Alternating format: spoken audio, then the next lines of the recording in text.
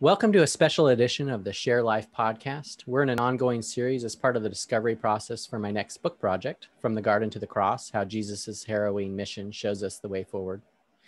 In this discussion, we're going to reflect on Peter's denial of knowing Jesus while the religious leaders are interrogating him. Jesus.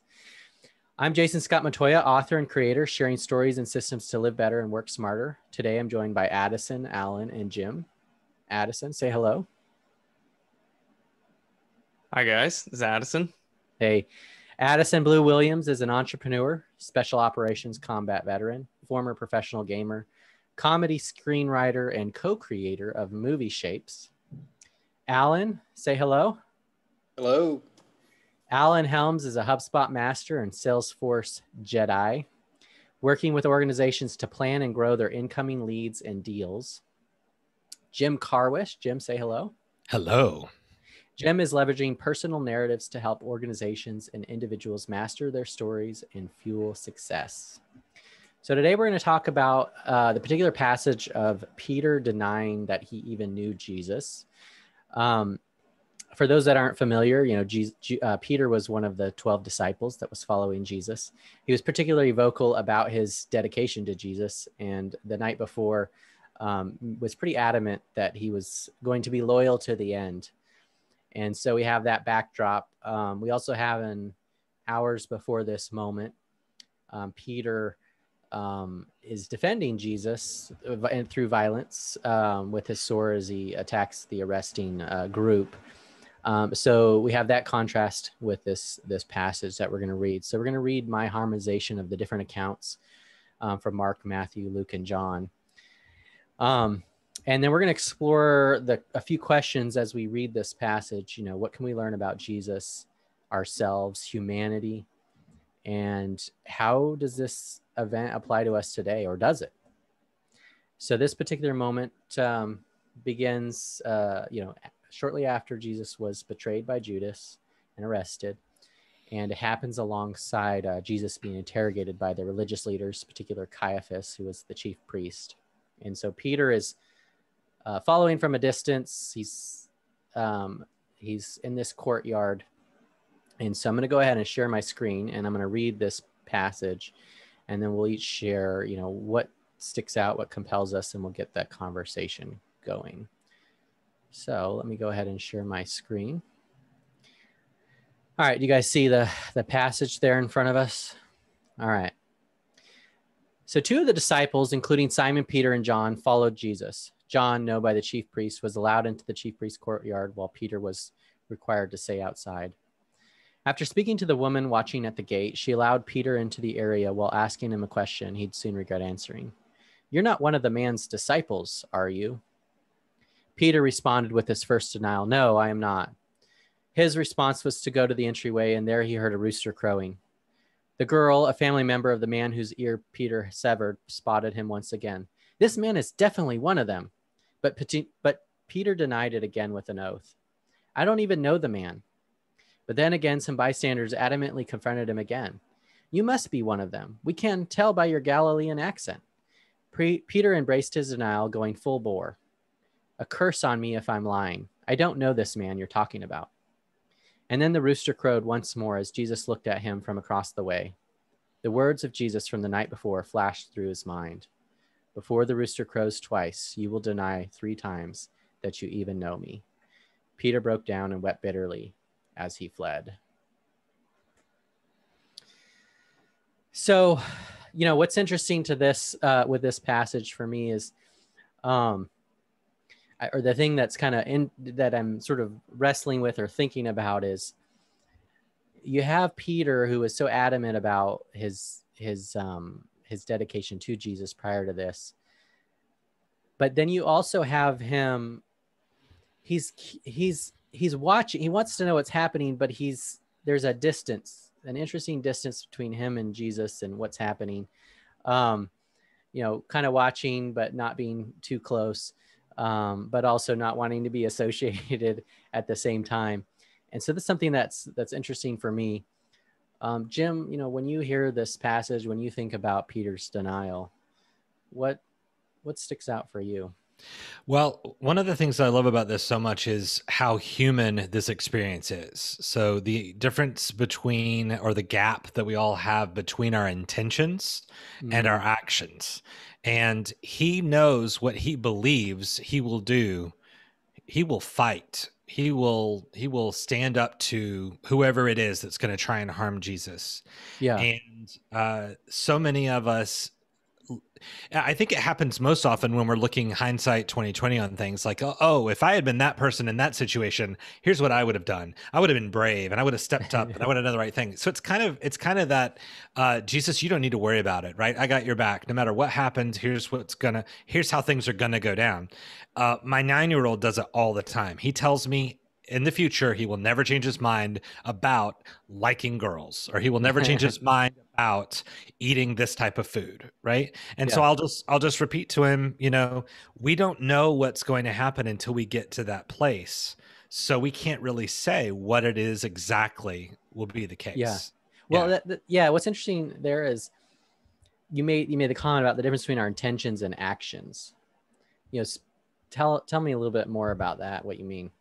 Well, I think all of us know when we look at how we want to be seen in the story of what's happening. I mean, obviously, the place that we would want to take is the one who defends Jesus, the one who is by his side, the one who's better than everybody else, right? And we all know when we've had the intentions to act honorably or to be the best version of ourselves in a situation. And then when we get to the situation, even though we had all those intentions, Mm-hmm. we're won over by the more visceral that fight, flight, or freeze Yeah. moment, that adrenaline moment, right? We hit the reality of it, and suddenly, I think it's Addison can speak to this if he wants to, but a part of combat training is we think we know exactly how we're going to be in combat, but it's not until we have been taking through drill after drill after drill that we start to recognize, oh, when it really comes down to it, here's how you really react. Here's what, Mm-hmm. and you have to behave in a different way than perhaps your instinct would tell you. Yeah. Right. You kind of reminded me of this thing where even when you're in the military, they say, you don't be a hero. Don't assume that you're going to have an ability to continue in the face of fear, because that causes you to be overconfident. If you lack the Mm, appropriate fear in the face of something that you don't know, you're overconfident, and it makes you untrainable, ungrowable. And I think there was the thing that, like, in the story, the cool key of it is what's different between the night at the garden, where Peter literally does take a sword to a guy's ear, right? That's pretty courageous. He knows something, so he's thinking, this is a known variable. I know I'll fight. What changes is, at that time, he still thought they could. His version of what he thought was going to look like winning was going to happen, right? He thought Jesus was going to, like, take over and mm-hmm. defeat the Romans and stuff like that. And declining the call. But once he realized that that wasn't a possibility and it didn't look like what he wanted, he didn't want to fight anymore, right? Like, the Mm. fight was really taken out of him, and he didn't know that he was.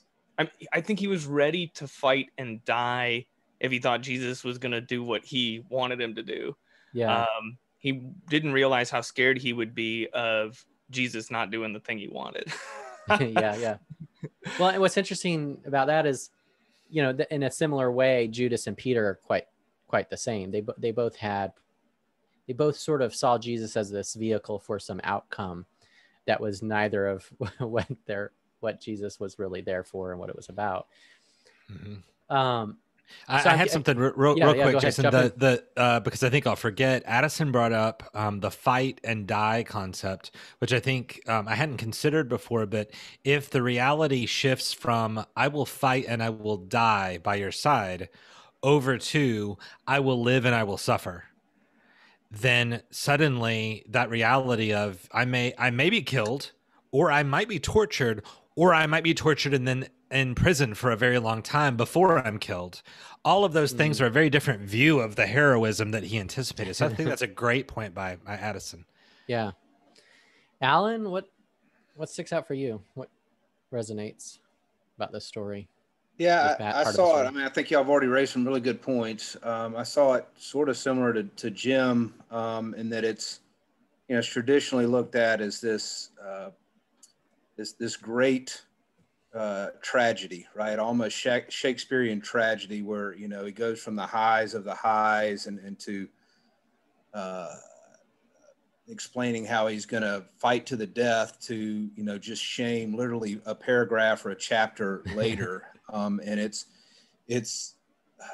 truly just Shakespearean. It's that huge tragedy, and Jim touched on a point that I really liked, and I was trying to give it a name, or it's like it's a what would you call it? Like an aspirational hypocrisy that it's just this great dilemma in the human being where what do you do when you aspire towards such great heights and yet you just can't reach them, or you don't reach them, and you're left with following that and trying to figure that piece of it out. And that's what we're left with this piece. And I think that's where it starts to get really, really rich, is trying to figure out from the little bit that we've given, how do we figure that piece of it out? Because it's easy to read it and say, it's just a, poor, one reading is poor Peter, he's, and not only denied Christ, but he did it 3 times. It was such a, and it's just so entertaining to see a glorious failure, a glorious tragedy. It's so compelling. And then you can kind of read it a little bit. I mean, it's, is it the greatness of Jesus, who's literally calling his shot, a chapter ahead of time, by the time that the crow cries, you're going to deny me. And he calls it, right. Is it a ninth inning kind of pointing toward the outfield home run type thing? But it's different because he doesn't win. In this case, Peter loses. And so how do you deal with that? It's such a, I think that's the whole key of it, is just the dilemma. It's just a common human element of dealing with that aspirational hypocrisy. And then figuring out from the context, what does that mean? And what are they trying to tell us from the context all around it? Yeah. When you say that, the idea of aspirational hypocrisy and just that scope of what's happening, the Lord of the Rings came to mind, a few different pieces, but particularly Boromir, like when he's at the ring of the council and he's like, well, what if we were to use the ring against the evil forces? We'll use it for our advantage. We'll be able to harness it without like a recognition of the weight the reality that comes with bearing that power, I guess. Right. I love that I knew one of us was going to say the Lord of the Rings analogy. That's great. And you know what, Alan, you made me think about another thing that is important to the story, is that we all see ourselves on this imaginary timeline that we're improving over time, And Peter's story says, like, actually, as long as you're alive, you're still as prone to failure or downfall or whatever as you ever were. And I know that that's supposed to be, that it feels scary when we talk about it, but Jason and I have discussed it before. I don't know if I'm spoiling this classic 1984 for you guys, but the ending is really powerful because the good guys, they lose and they give up. And I always thought that was really compelling. But when asked why, it's not because it makes me, sad or scared. It's because, like, well, we should all know we have a limit, and if we're still achieving, then that's within our boundaries. We can do that. But Peter did have a limit that he didn't know, and I think that's good. It's kind of relieving for me. I don't have to be as good as I was yesterday. There's no expectation. I just give today's best, right? If Peter had known that maybe it'd be a tough day after his friend was put in jail, and maybe he wouldn't have as much fight in him, or maybe the fatigue would get to him, if maybe he could acknowledge that, he wouldn't have felt as much shame, right? It says he cried afterward because he knew that not only did he deny his friend, but he was wrong about himself. I think that's important. So I had something else that built off of Addison. I love how in these conversations, the influence of each person here on the panel takes us to a place that we hadn't considered. So I read this passage in preparation for today, but now I'm kind of pulled over into Addison's mindset.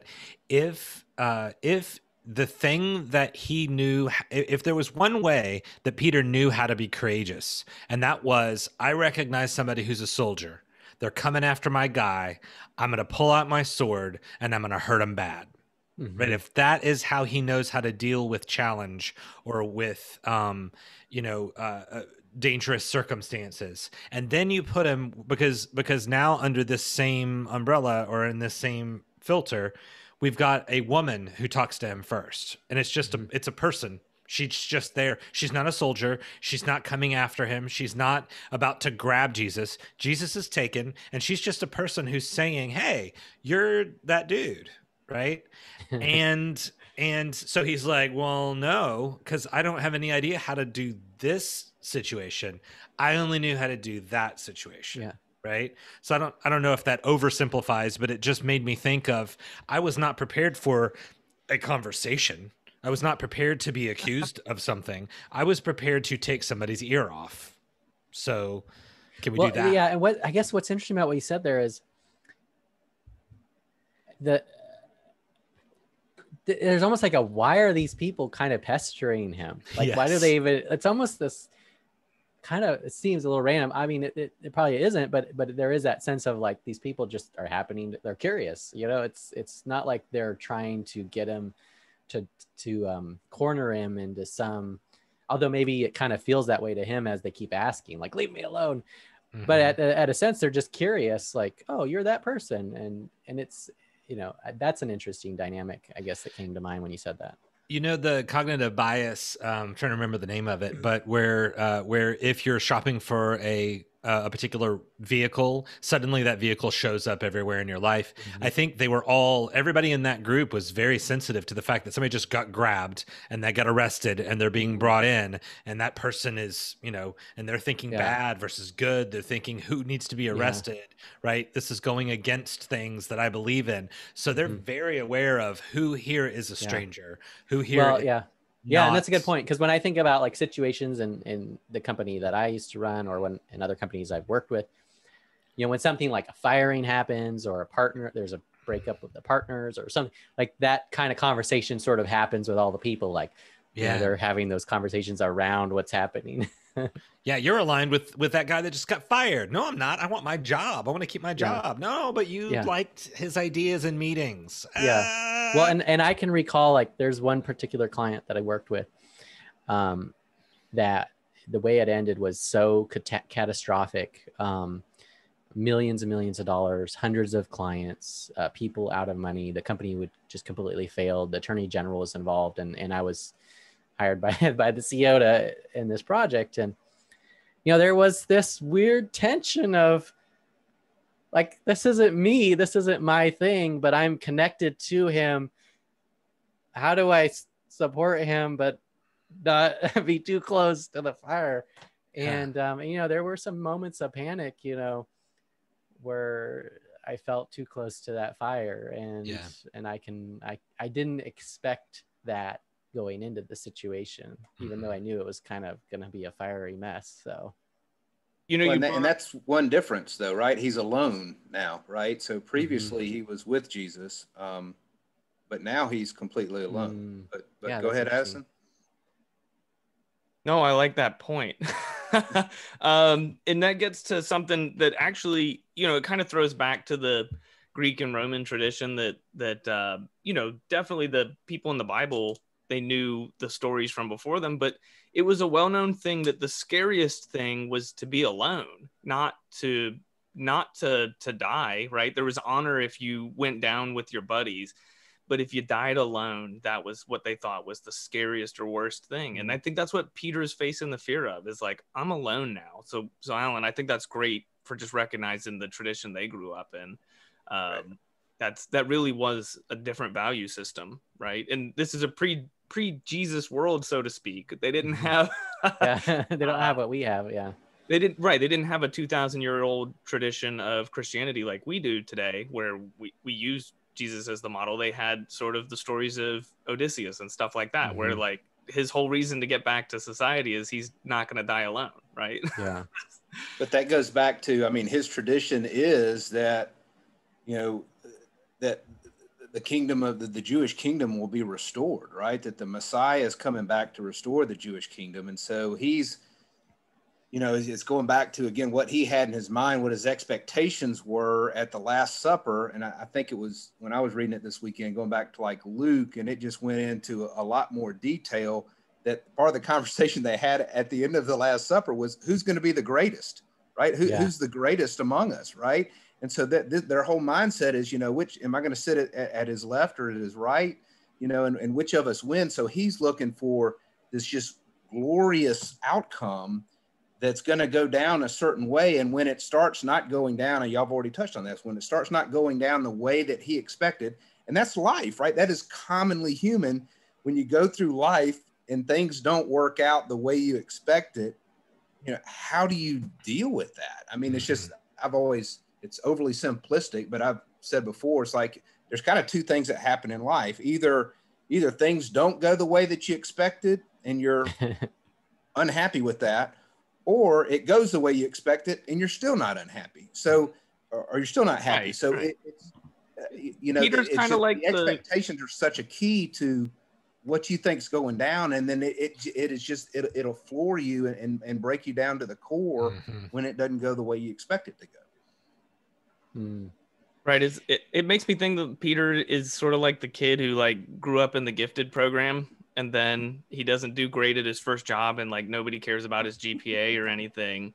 And suddenly it's not easy, and he's frustrated, and he gets, that's a thing that I think is important, is he gets mad at the people just asking him the questions. So he's not just frustrated with himself, or like it doesn't describe him as afraid. He starts being angry and projecting and doing all these other things. And the way it's written is kind of tough because we don't know, but it sounds, when we hear it, we might be thinking like, oh, he's thinking strategically. If I sound angry, they're going to be like, well, of course he wouldn't be angry. I think it's involuntary a little bit. So overcome with negative emotions that he puts it on other people who don't deserve it. I don't think it increases or decreases his chances of being recognized. I mean, his whole picture, his whole narrative is breaking down at that point. Everything that he thought, like you said a minute ago, everything that he thought was going to be true isn't coming to pass. So if that's the case, it reminds me a lot of the actual Christian experience. Nowadays, we think, okay, so here's what's going to happen. I'm going to become a Christian, and I'm going to marry a Christian. I'm going to have Christian kids, and then I'm going to, right? And like, here's how my life's going to go. And because of God, I'm going to have lots of money, and I'm going to have a really nice car. And because I believe in God, then I won't be sick. And then it's like, wait, no, actually, there are a lot of people that are going to tell you it's going to be way harder for you, right? You becoming a Christian is going to make things harder. And that's not the sales pitch that often is led with, right? Like, come on Sunday, we're going to tell you how much harder life is going to be. Do things our way. So it makes sense that there's not always there might be that rug that's pulled out from under you, but in the same way, he was thinking this was going to go a particular way, and if all of them are thinking we win, back to Addison's point earlier, if everybody's thinking we win, that's what happens next. We win, right? We triumph. We go and we defeat and we triumph and we win. We overcome. And then they watch their guy get arrested and then get put on a cross. And they're like, oh, we don't win, right? Yeah. So what is true? If that's not true, and the other things were hinging on that in my mind, everything is crumbling now. So the thing that sticks out too is, Alan, you want to lean into this, the being alone thing. Not only is Peter alone in this moment, but by abandoning Jesus, he's causing Jesus to be alone. Oh wow! I was wondering if anybody would even go to that. So kudos to you, Jason, because that kind of occurred to me too, because we spend so much time talking about Peter, but what's Jesus' experience in all of this, and just what a heavy burden it is. Because you think back, I mean, some of this happened in threes, right? So we focus so much on the three denials. So he had the three denials, but as I was going back, and I'm probably stretching this farther than it should go, but he kind of denied Christ a couple of times already, right? Which is, so they went to the Garden of Gethsemane. Will you stay up and pray with me? No, he falls asleep, right? So he leaves Christ alone there. Then when he gets arrested, he as Addison's talked about, takes the wrong approach, embraces the violent thing and, slashes the ear of the guard. And then it says, I think in one of them, that all the disciples fleed, right? So then he starts following behind. So he leaves the scene. So there's two cases really where he's already left Jesus alone. And, it's just, and this is this tragedy wrapped in a greater tragedy, which of course is Christ, who's having to take all of this on himself by himself. And he spent all these years ministering, trying to build up this team. And the minute that it all goes down, they scatter. And that was, part of the challenge that he issued at the Last Supper, which I was trying to think where he said it. He's like, I think that it's a reference to Zechariah 13:7. He's like, when he's challenging Peter, he says, I will strike the shepherd and the sheep of the flock will scatter. Mm-hmm. Right. So he's fulfilling that prophecy that, when Jesus is gone, everybody, and I'm the only one, everybody's going to fall away. And Peter jumps up, even though everybody falls away, I won't.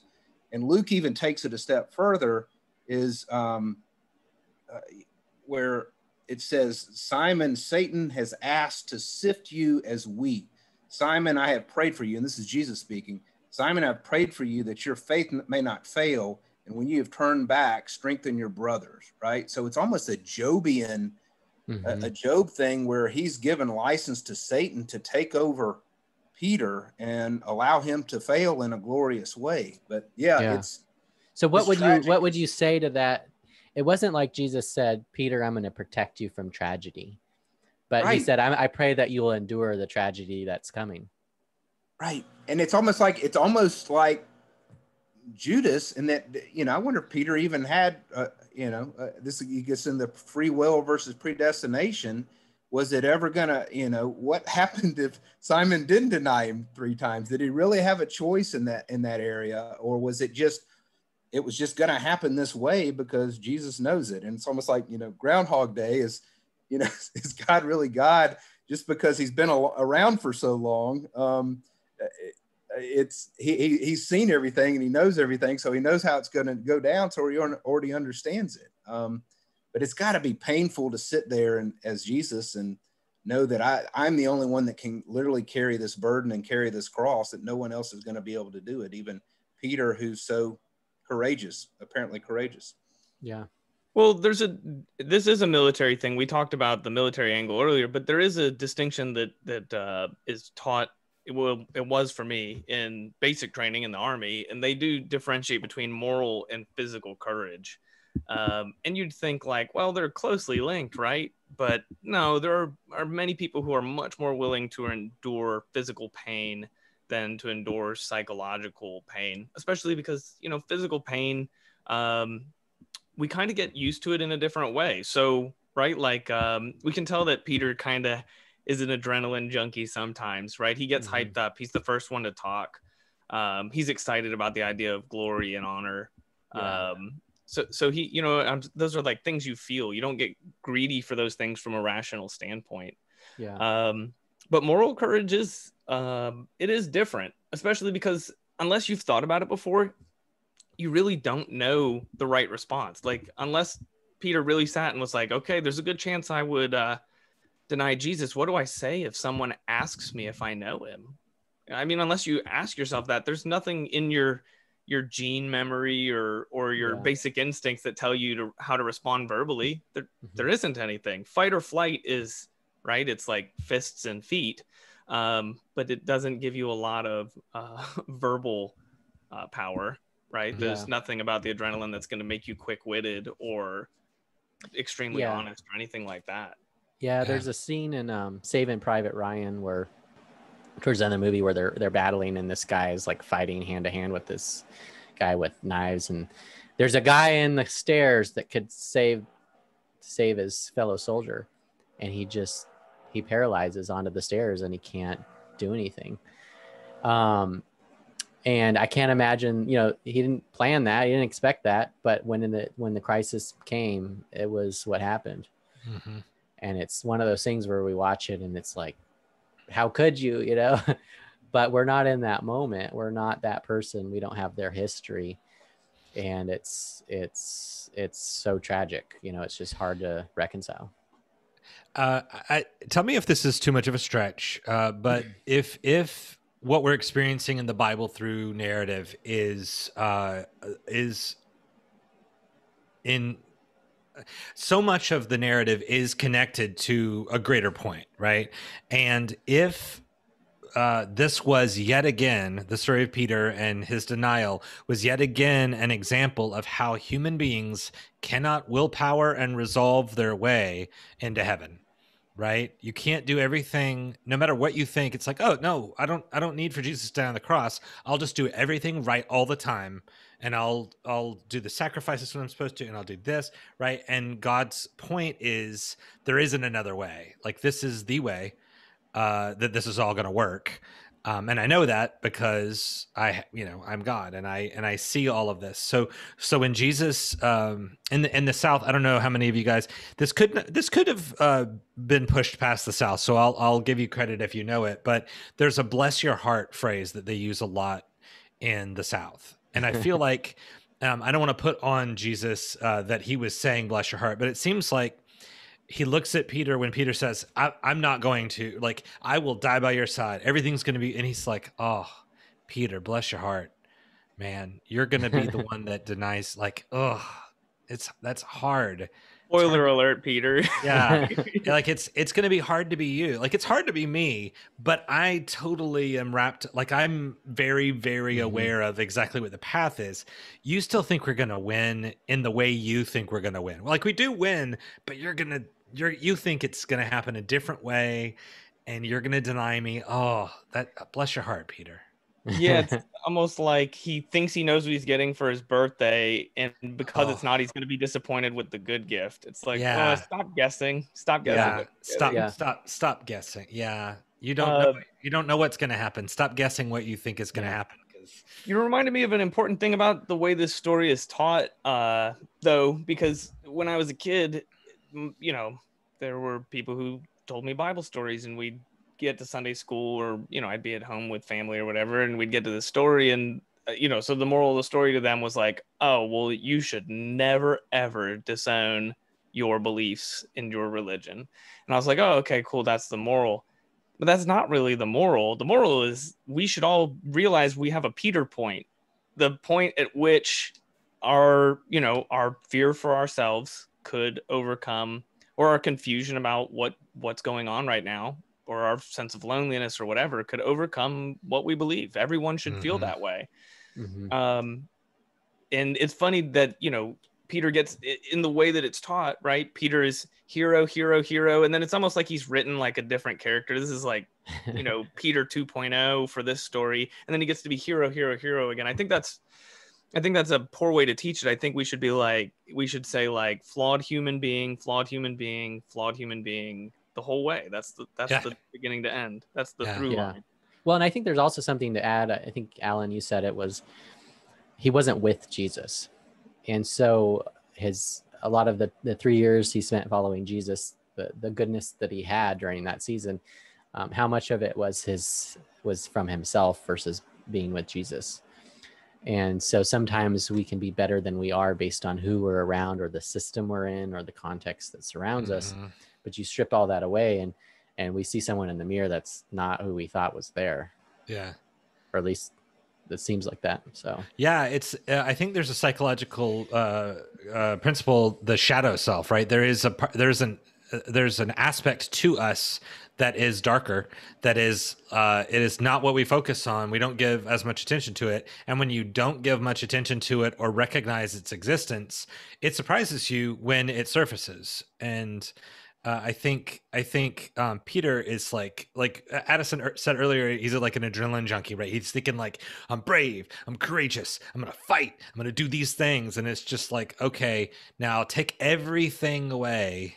And what are you now? Right? Like that was my story of how I became a Christian, right? Was I was very resistant to faith and to the final steps in becoming a Christian, because I was so good at taking care of myself, and I was so privileged as a kid that when I was in the middle of North Dakota in a person's attic, there was a snowstorm all around. I had the flu. And I only had one person that I knew that was with me, and she was in charge of the work that we were doing because I was sick. So she wasn't there. Nobody else was there. It was a snowstorm. I couldn't get out. I didn't have a vehicle. There was heat only in one room, and I was delirious with the flu. And it was at that point in time when God had basically said, okay, if these are all the things that you are leaning on instead of leaning on me, let's just go ahead and take a second. This is what it feels like to be without anything. And do you feel that? Okay, cool. Now I can be there for you. Like, I'm here. I've been here the whole time, right? So you just have to be open to this too. And I was like, oh, that's what we're talking about. This whole time, that's what we're talking about. And so from that moment on, even though I'd spent all this time, I mean, I rode my bike to school because my parents didn't go to church. I said school. I rode my bike to church myself at the age of 12 because my parents didn't go to church. And yet it was an additional 12 years after that. It was double my lifespan again before I had that moment where I was like, oh, right. So we don't have any idea what's coming. We don't have any idea what it's going to feel like. We can say what we think is going to happen, but the truth of it is if we're not, even if we prepare ourselves as much as you can possibly prepare yourself, and even ask yourself the questions like Addison was saying earlier, you prepare yourself, I'm going to get asked or whatever. Who knows in the moment whether your preparation will be enough, right? The soldier in Saving Private Ryan, who's on the stairs, who's watching his buddy, he was probably trained pretty well exactly what to do. And then when he was a distance away, right? Like he was over at the staircase watching it and needed to act, he didn't move. Mm-hmm. So no matter, I mean, some people prepare and then they do. Other people prepare and then they realize what reality is and feels like. So that was kind of a breakthrough moment for me too, because my therapist was sharing this with me one time. He was like that. He's like the part of the beauty of the Gospels or even the Bible overall, is it's full of all flawed people. They're all tragically flawed people. And what's even more beautiful about the disciples is he says they live out their confessions in front of us in real time, wide open in front of us. And, I always thought confessions, well, I'm not Catholic, so I kind of thought, it's confession, admitting your sin or admitting your guilt, that kind of tactical approach, or, is it confession if I'm a prisoner or someone's committed a crime and I'm on, and I'm on the in front of a jury and they just keep badgering me until I say, yes, I confess, you got me, you caught me, that kind of thing. And those all feel like pushed upon you, but the confession really it can also mean a confession of faith, right? A creed or the Westminster Confession of Faith or whatever it is. And so again, it gets back into that aspirational hypocrisy. When you aspire towards something really, really great and come up short, how do you deal with that? And Peter's living this out right out in front of us. And we get to see it and see how he wrestles with being human and falling short of what he even wanted to do himself, there was nothing wrong with what he wanted to do. He wanted greatness for Jesus is what he wanted. But it just didn't happen the way he wanted it to. So we get to learn from watching these people in real life. And most of us live it out in private, and Peter gets it laid out in front of everyone. Right. Yeah. Well, and what's interesting, I guess, that comes to my mind, and there's at that time, I don't think people were disillusioned about the tragedy of life. I think they faced and lived in it pretty deeply. But Jesus comes along and actually gives them hope. And I think it's interesting to think, wow, they actually had hope in a tragic world. But now that hope it seems like it's either hanging on a thread or the light's been dimmed out. Mm-hmm. Yeah. Yeah, and it also how we have hope. I know I keep harping on narrative, but I spend all of my time thinking about narrative, so I guess it just goes along with the territory. When we think about how things are playing out at that time, if they had understood what hope they should be having versus the hope that, right, their hope was shaped a particular way, and it was shaped on a set of circumstances that they thought were going to play out a certain way. Mhm. And the hope is still there. If there is still, right, we receive that hope and we receive that gift thanks to all of these events. But when they started to think, oh, this is not happening like I had hope in it, Mhm. so therefore we lost, right? Mhm. There's a big chunk of Peter feeling an authentic emotion, but about something that's a total misunderstanding. Yeah, Because I think he feels betrayed by Jesus. I think he feels like Jesus fooled me into thinking he was going to kick everyone's butt, and he Yeah. fooled me into thinking I was safe, and he let me down because he didn't win. Mhm. And that makes him feel like this is justified. It makes me think about, because Peter's an early adopter to the Jesus program, right? So when somebody likes a band before they're famous, and then the band makes it big and then puts out an album that they don't like, then they're like, oh, I was a diehard fan, but it's not even the band anymore, right? So the first person to love it ends up, maybe saying, I guess Peter's sort of saying, like, I was a fan of Jesus's earlier work, but I'm not loving this new album. I feel like he let me, the fan, down. And is sort of trying to hop off the train. And, I say that analogy just because it's a lot easier for us to imagine, like, we might be like, oh, I did that. I don't like this TV series where it went, or something like that. Mhm. But I think Peter feels that on a very real level, like the real emotion of, like, I got let down by my hero, and doesn't realize, it's sort of, there's something else coming. So I think it's when you say it's tragic in a Shakespearean way, Alan, I think there's a dual meaning here. And that's because we as the audience know stuff that Peter doesn't, can't possibly know. That is a very Shakespearean dramatic irony. Because if he had all the information, he wouldn't act that way. But there's no way for him to be any other way. We should read this and be like, this is the only outcome. This is the only way he could be. Yeah. And I think what's wild about that is we now have unprecedented access to not just the Bible, but to people writing about the Bible who spend their entire lives thinking about the Bible. And yet we still continue to get it wrong.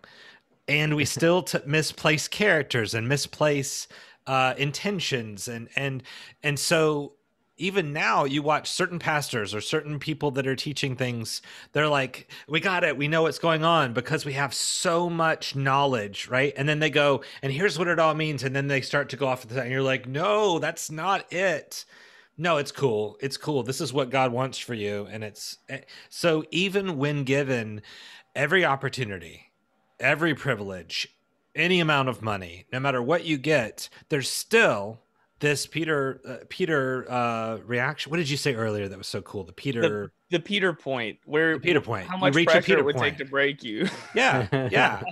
So no matter what you have, I mean, you can, it seems like it would be discouraging to think that you have a Peter point. This is also a point that somebody made a little while ago. It seems like that would be discouraging unless you look at it in light of the whole point of the Bible, especially the whole point of the New Testament, right? So if we look at it that direction, then of course we've got a Peter point where we're going to break, right? Of course we can't do everything perfectly. It makes perfect sense. We're human, and the creator of humans knew we're human, right? And he understands humans, and he understands what's going on, and this is the only way it could play out, right? But even with that hindsight 2020, we still get it wrong today. Even though we've got everything that we would need to not get it wrong. So I wouldn't say we get it wrong in spite of that. I'd say we get it wrong because of that. Because there's a lot of extraneous information, and you used the term confirmation bias, so I'm going to borrow, since there's 1,000 varieties. But it's the information bias. We believe that an abundance of information helps us reach the correct conclusion. We really only need, a couple premises in the right format. Yeah. Adding more premises doesn't help us draw a better conclusion. That's right. And my point, and I'd love to hear more about this from you, Addison. But for the longest time, they said, oh, well, only the priests have access to the Bible. Only the priests, like there aren't that many copies there. It's not floating around everywhere. Right. And so that's a part of the problem. And then they were like, you know what? There are going to be so many copies of this Bible.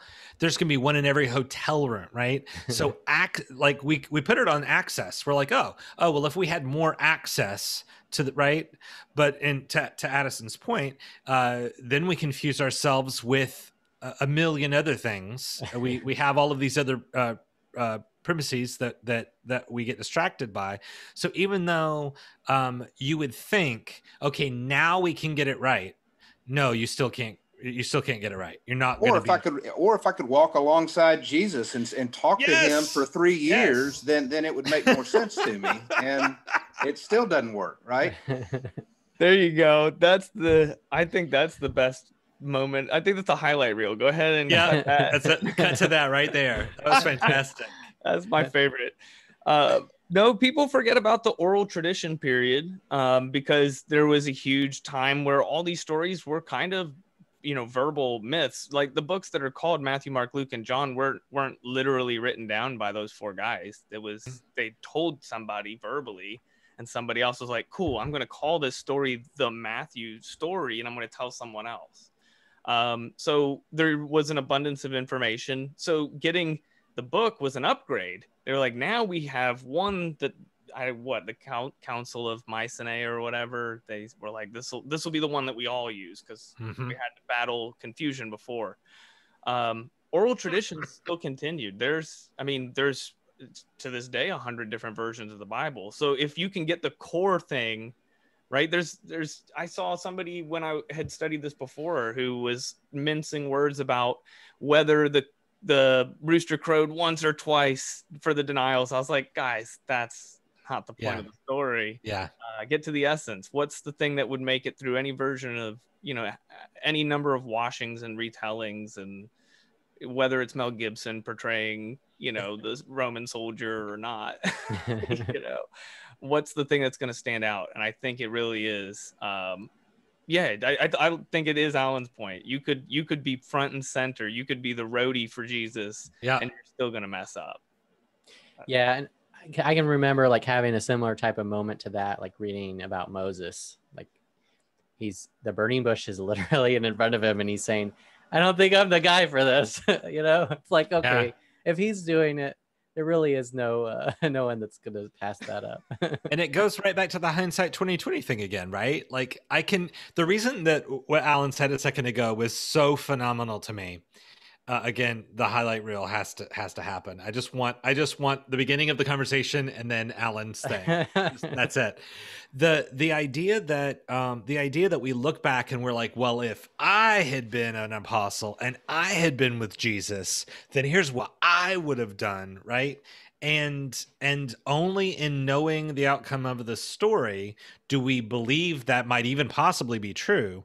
And even if we were put back there, we would likely have behaved the same way in face of danger or heightened emotion or any of those things.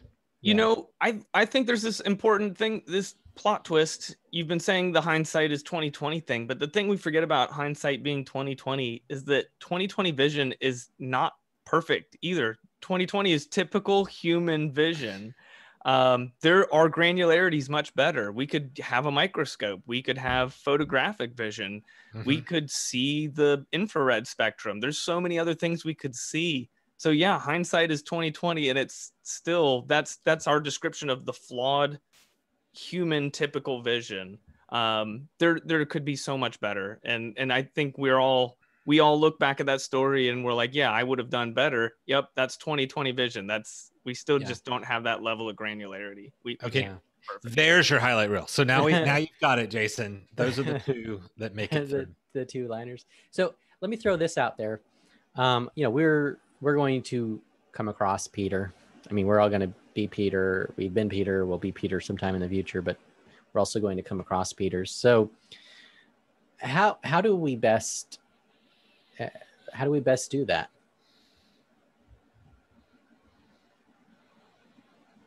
I'll kill the dead silence by restating the question. You're asking how we can take a lesson from this and apply it in our real lives? Yeah. I think the biggest thing for me personally, the moral courage lesson I've gotten in my life and that I see reflected in Peter screwing up is when I read the story now, I can think of times I screwed up and be like, oh, that was my denial. That was my moment. But being able to think through some of the moral challenges we're going to come up against and go ahead and come up with a plan, to know what you're going to say or do in advance, to be philosophical and think about it. I think that's really one of the few ways to prepare. And I think Jesus did that a lot for his disciples by having conversations with them, telling them, here's what you say, here's what you do, here's how you treat people. I think that's been a huge part for me, saying, what would I do if, sometimes I don't know what I'm going to do when a tough moral question comes along, but asking it and posing it, I think helps. Well, Peter, I don't know if it's true history, but eventually he did get to be crucified for being a Christ follower. So he does figure it out eventually, but now he's preparing. He's kind of going to get the time to retrospect and look and say, how would I answer that question differently next time? Yeah. And I think we can do that in advance. We don't have to wait till we screw up that bad. What if it's not? Oh, go ahead. Yeah. What if it's not you? It's someone else that you're seeing that you can't necessarily control whether they do what you're describing. How best to go about that? Even Jesus couldn't steer Peter away from being Peter, so I don't think there is a way.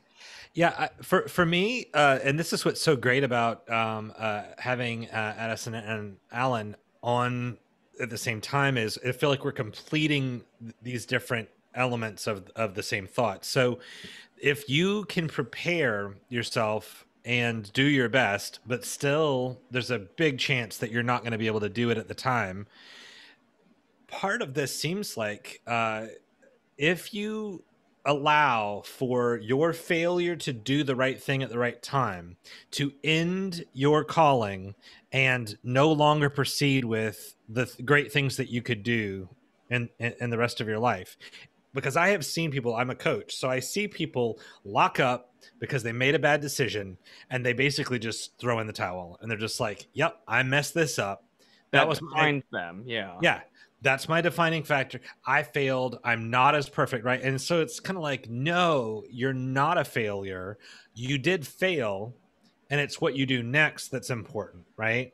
So even the guy that said he would take care of Jesus, cut off somebody's ear, then denied him 3 times, even he can then grieve and weep and think about it and make other choices and grow from that experience and do something different.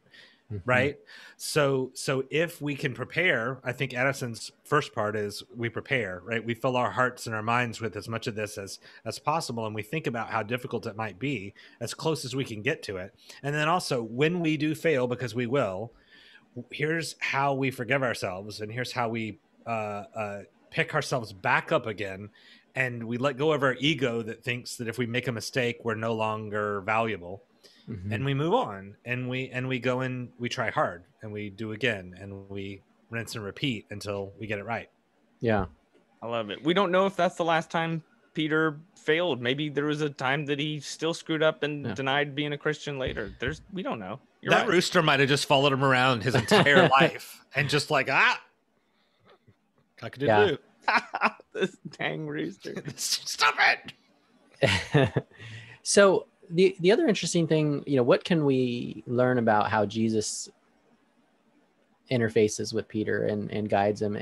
Like you said, Addison, he couldn't unpeter him.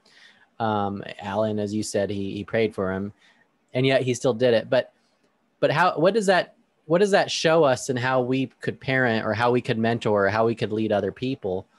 What's in Jesus's model there for us when we're dealing with people?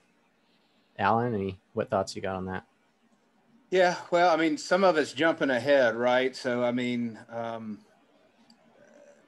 he, if we jump ahead, Peter gets restored, right? And so he gets restored in a couple different ways. I mean, and that's, there's, again, so much beauty in this is God doesn't write him off for failing, even though, I mean, it's just how frustrating is that for Jesus to go, I knew you're going to fail. You failed. I'm going to give you another chance, right? There's just, it's just the beauty of grace and mercy. And he appears to, if he denied him 3 times, he had 3 times to kind of stand by Jesus, and he didn't. But then he's restored because Jesus appears to him, 3 times. He shows him, I think it was Peter that he shows the holes in his hand so that he would believe it when he's risen, right? I think that was Thomas, but yeah, I mean, he did appear to all of them. Yeah, sorry. Yeah, thank you. So, but he appears to the disciples 3 more times, but then there's that beautiful piece at the end of, I can't remember which one it is, maybe Luke, where he talks about, he interacts with Peter directly and says, do you love me? And he says, yes. Or will you follow me? And he says, yes, tend my sheep. And he says, do you love me? And he says, feed my lambs. And then it's, tend my lambs or whatever. There's a different response on each of those. But the point being is he reaches out 3 straight times to restore Peter in a right relationship. And then hopefully by that time, Peter understands, just like what y'all talked about, it's not what we do, it's how we identify with something bigger than ourselves and outside of ourselves and hold on to that. As represented by what only Jesus in this case could accomplish. It didn't matter how good a job Peter did. He was never going to accomplish what Jesus needed to accomplish. Jesus was the only one that could do it. And the only way that Peter can tap into that as a branch into the vine is to literally identify himself with Jesus. So it's, again, that Shakespearean, how do you set aside your identity and adopt the identity of something else that's outside of you that's uncomfortable, because that means your death. Yeah. If you give up your identity, that's the only way you can identify in Jesus's death, which accomplishes what he wanted to accomplish. So it's an amazing story that, where else do we get grace? Where else in the world do we get grace? We don't get it anywhere else. We can be gracious with other people, I think, is a lesson from that. We can keep our standards high, but our expectations low, right? Because Jesus has a high standard, but he's got low expectations. And that's kind of the cool redemption story, right? Like, I want you to do well, but when you don't, you get another try. I think that's been helpful for me as a parent, because I think, with my kids, there's this tendency to want to make them an improvement on us as like the past model. But I have reminded myself that if I perceive my kids as taking longer at something than I did, or, being worse about some sort of characteristic than I was, that it doesn't really matter. They'll just figure it out in their time. Yeah. I can't remember who said it, but it was like, I never lose. I either succeed or I learn, right? I mean, and I'm probably butchering the quote, but, it was the idea that, you either get it right or you learn from getting it wrong, and then you just keep going. There's definitely an element, I think, that you're talking about, Addison, which is just, you keep going. You get up and dust yourself off, and the endurance of the desire is what matters more almost than the actual action itself sometimes. And then, we've given that grace and mercy by the fact that, I don't know where it said, but, you meant this for evil, but I'll use it for good. Right. Yeah. And that's where, Jesus and God has a different level above and beyond what we can see. He's got the X-ray vision that we don't have, that you were talking about, Addison, where he can see it farther ahead and know how this plays out than we can, because we're so limited in our sight. So I guess on that note, you made the comment about, Peter was restored. So Jim, we can fully embrace the reality of tragedy in our lives, and we can experience that But we don't know who's being restored and who will be restored, and we don't know how redemption unfolds. So what do we learn about enduring that uncertainty season between tragedy and redemption? So I think a lot when I see Addison and I see Jason, I think in terms of movies, because that's how I know you guys.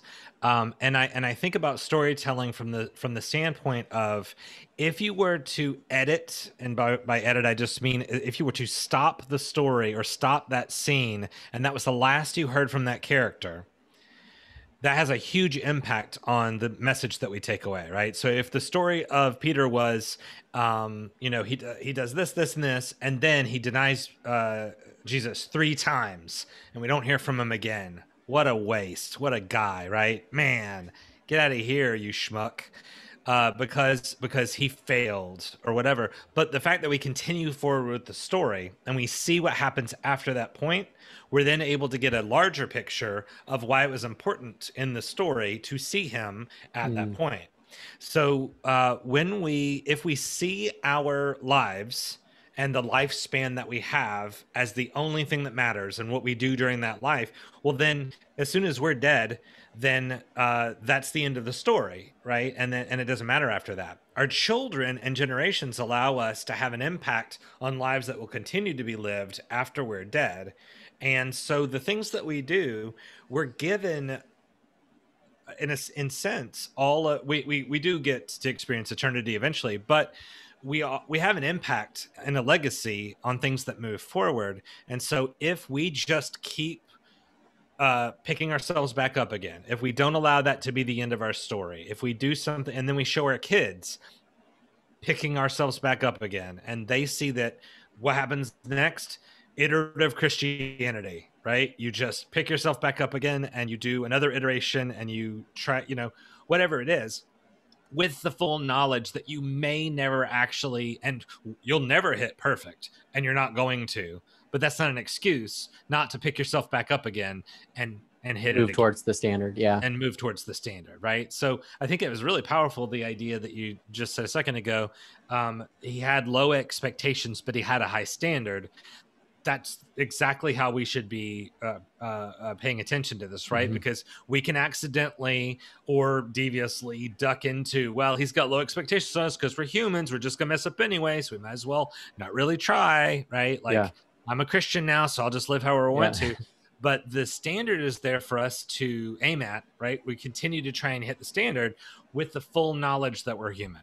Yeah. Right? Well, and that's where, what you said, Addison, like with your son, like allowing him to get there when he gets there, like working with him versus forcing him there. And in a sense, it's what we see with Peter and Jesus. Jesus is, he knows the end standard, and he knows that to get there is steps along the way. And so he's working that out in the best way possible to redeem him.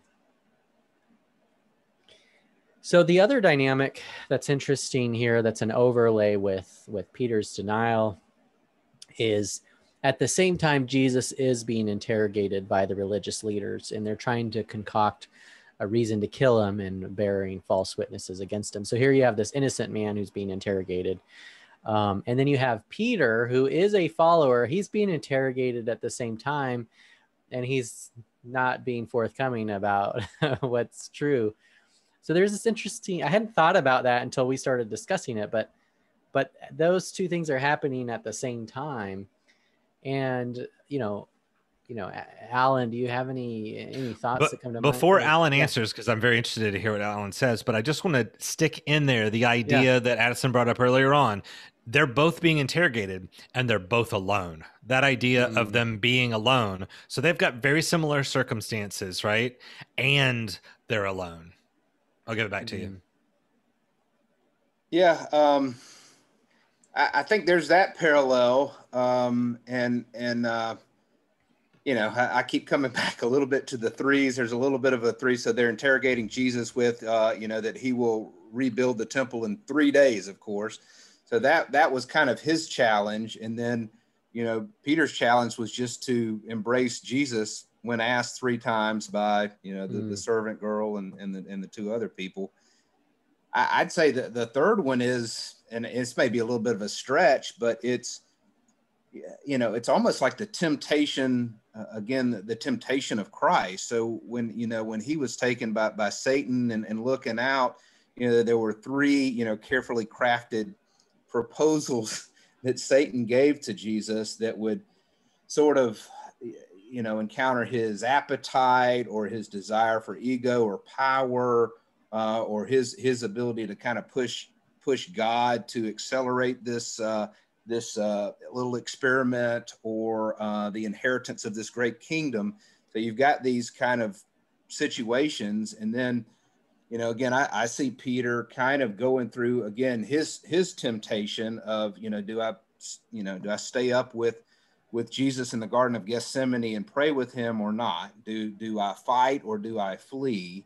And then finally, do I submit my will and my picture of the way I think this should work out, and embrace Jesus when asked about him 3 times or not? So again, probably a stretch, but I do see, there's some similarities in there, because he's the human equivalent. He's man trying to save himself and in his way, and Jesus is trying to save someone that he has no obligation to save. I mean, I keep coming back to it, and that's why I can't walk away from Jesus is why did he do it? Why does he do it? Because I've said before, if I was, if the Bible was about me, or I was writing the Bible, it'd be over in 2 or 3 chapters, because I just wouldn't have the patience to get through even Genesis with, giving these people chances after chance after chance after chance after chance to come back. So it's a great story. And I think it's just a reminder that humans, we can't get there ourselves. We can't get there. We want to. It's that struggle again between we're immortal and mortal at the same time. Yeah. And that's what we're struggling with our entire life. And it's a unique human experience for Peter. Yeah. Jason, something that's kind of interesting, because you are looking at this from the Garden of Gethsemane forward to the crucifixion as you're preparing to write this book.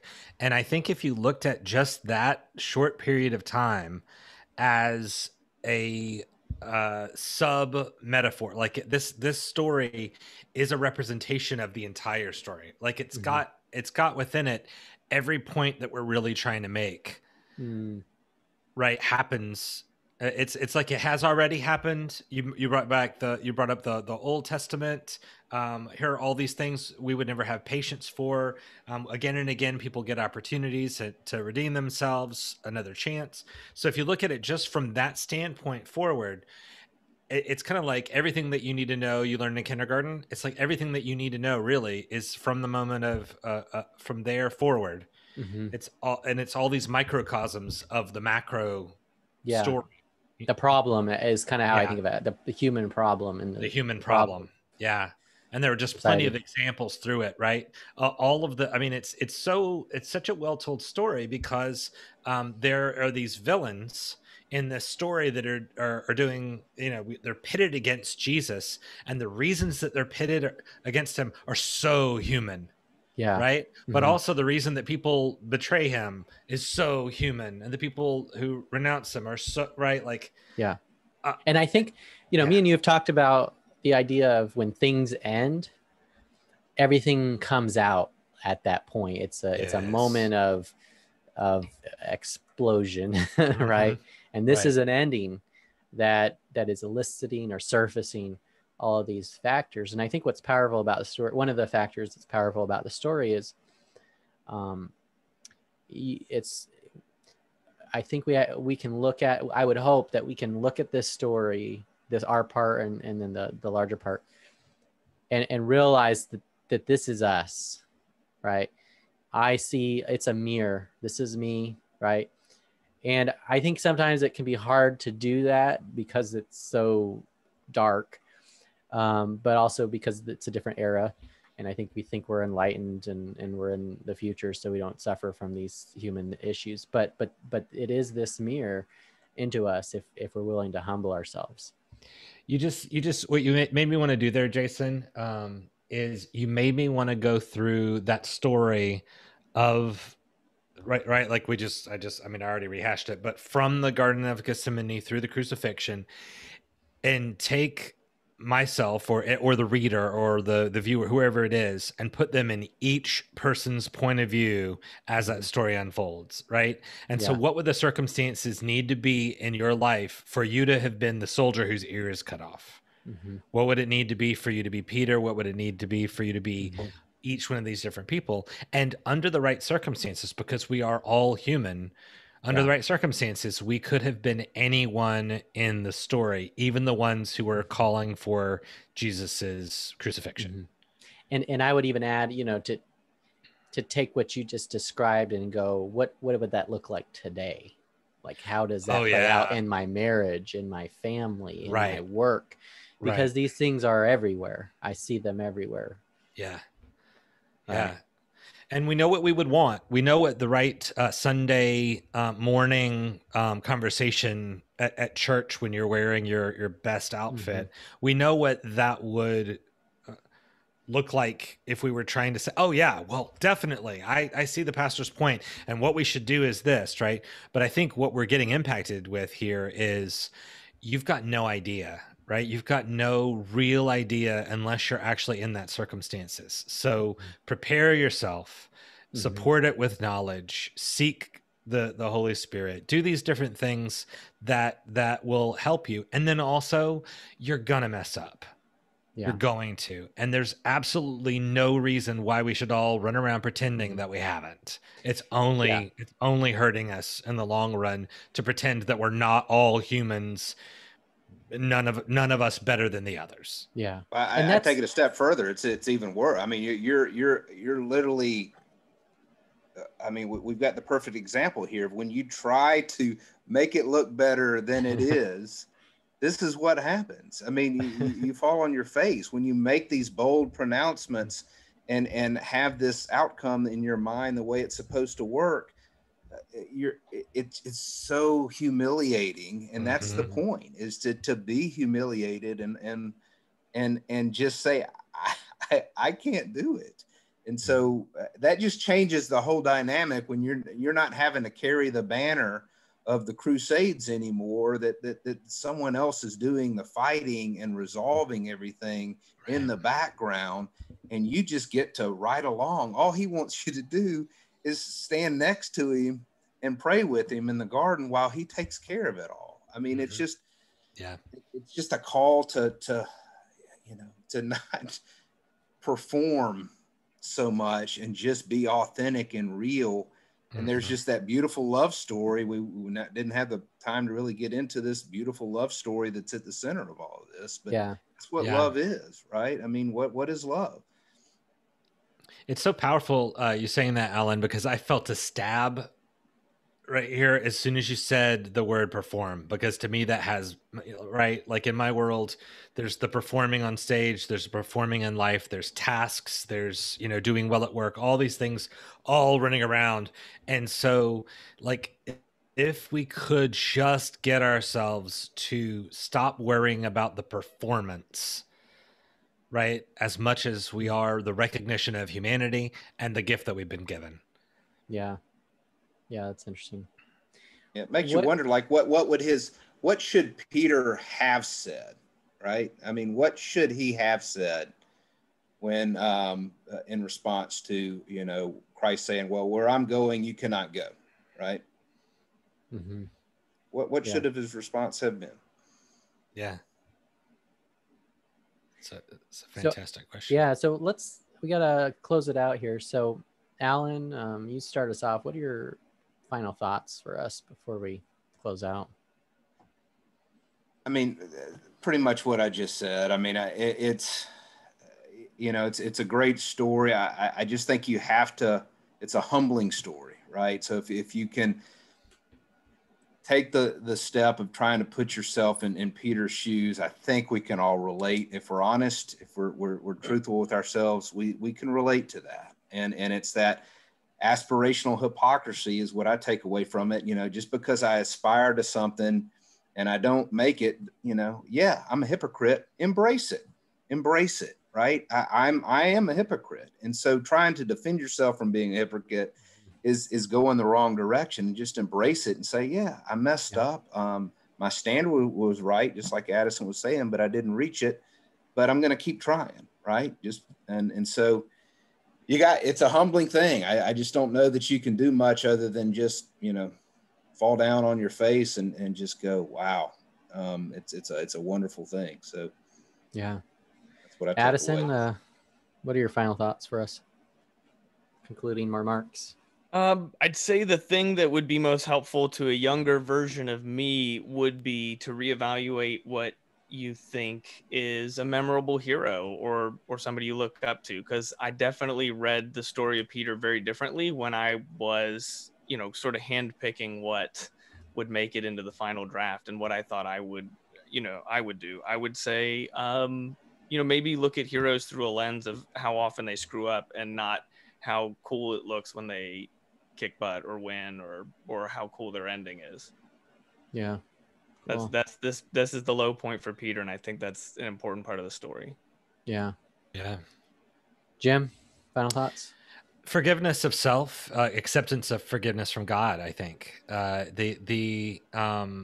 seen people not accept the forgiveness that's offered to us, right? Because they are in their own way. And I think if we can recognize that failure is something that we can come back from, right? If we can continue to do great work, even if we have done something that we consider to just be like, how do you come back from that, right? You come back is the answer. Yeah. You come back and you keep moving forward. So I think giving our ego a rest, recognizing our own humanity, so that we can forgive ourselves and others, and then we can accept the forgiveness that's offered to us. Yeah. Yeah. And that really resonates too, because it's so reassuring and comforting to look at Peter, to look at all these people that you described, you know, these different points of view, and to know that Jesus went through this experience for each and every one of them. And yet he's, you know, with Peter specifically, who failed in the garden, who failed in here, he still chose him to be part of his team, to be the founding of the church. And so that's just real powerful to recognize that, and knowing that God's invitation for our participation, knowing how badly we're going to screw it up. Yeah. So cool. Well, thank you so much for sharing. I appreciate it. This has been a great episode. Thank you, Jason. Thanks, Jason.